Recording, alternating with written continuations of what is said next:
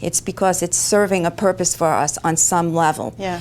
And so we are getting something from that disconnect, even though it may cause us pain.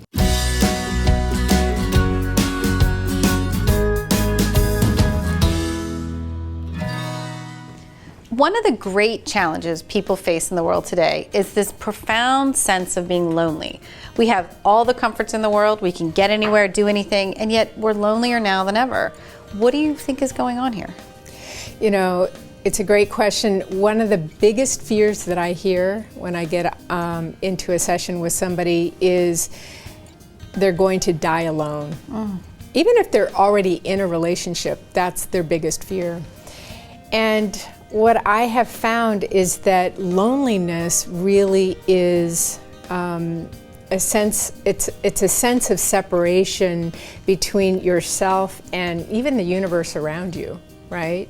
One of the reasons why I do meditation is because in meditation you don't feel lonely, or when you have a spiritual practice, you don't feel lonely. You really are very fed. You're feeling, you're receiving the love that's around you. So I'm even going to challenge it and say there really is no such thing as loneliness. It's a judgment that somebody makes about their life when you're really surrounded by, this universe that's constantly trying to gift to us all the time. Well, when I hear the word lonely, what I hear is I translate it into not connected. And you think about the way the world used to be before we had TV and air conditioning. Is you would sit out on your porch, and if somebody was on the porch, you'd be walking through the neighborhood, you'd walk up and talk to them. People were connected, they knew their neighbors. Just like so many of us want to go and watch our favorite TV show, and go online and do this, and we feel like we're being nourished that way, but we're not. It's an illusion. It's stimulating the brain chemicals of connection to real people, but we're not really connecting. And one other thing on loneliness is really it's the aging people that are most lonely. Yeah. And as children, as growing up adults, but with our parents, we don't realize how important it is till we get to that place where you really feel disconnected completely. People don't see you as much, people don't acknowledge you, you may not feel like you're connecting with the world, and particularly when people are sick.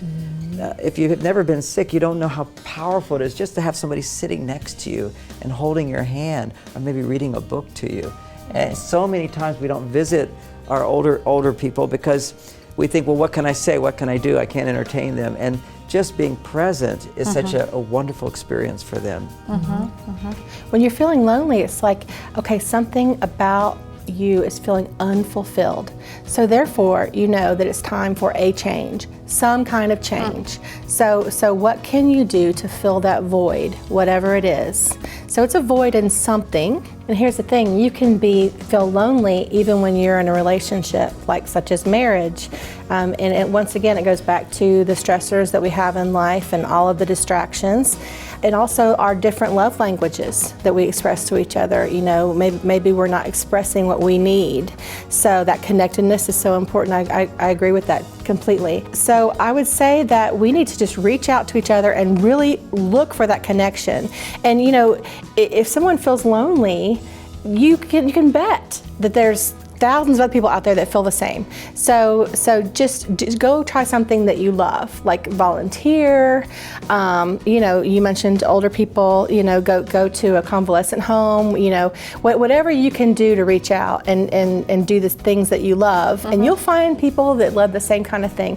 I think that loneliness is an interpretation of how the mind is working. I think the mind creates loneliness. I don't think that being alone creates loneliness. Right. I don't think that being with people creates non-loneliness. I think you can be in a crowd of people, you could be in a marriage, and you could feel lonely. So it's really the way that your mind is interpreting the incoming data of the world around you.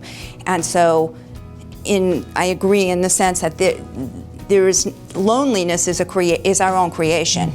And a creation of the mind. If our minds are creating loneliness or any other feeling of expression, it's because it's serving a purpose for us on some level. Yeah. And so we are getting something from that disconnect, even though it may cause us pain. I mean, there's a secondary gain in everything that we experience and everything that our mind is producing for ourselves. So you have to kind of look at what that's doing for you and then find another coping mechanism that's actually going to be more beneficial. You're right, Leslie. What I would ask my client is, what are you going to have to give up in order to move forward from this? That's a great question. That's a great, and loneliness, to kind of sum up, loneliness is something that's a very profound experience for people, right? And for some people, it is a coping or even a mechanism or even a tool to help them get through their day. And for someone watching, if they want to address a profound sense of loneliness, they can address that by looking at connection and looking at how they can bridge a tactile, physical connection with other people and start to make steps in that direction, and then perhaps that tool won't be as necessary.